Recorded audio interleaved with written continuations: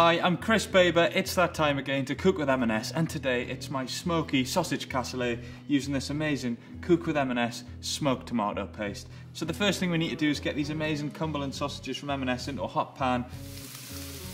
We've got 2 onions, a red pepper and a yellow pepper, 2 cloves of garlic, and we're just going to roughly dice them. And you can see some amazing colour on those sausages, so that means it's time to take them out of the pan, slide those straight in. We just got a couple of sweet potatoes, just dice them, same size as the veggies, a couple of sprigs of thyme.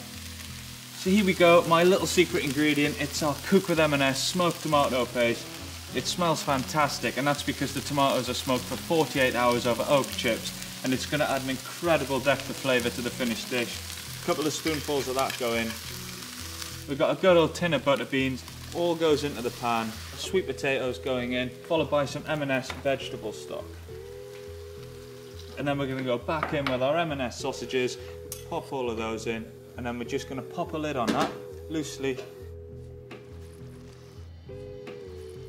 Oh, that smells fantastic. The smoked tomato paste is really coming through there. I'm going to finish that up with a little bit of freshly chopped parsley.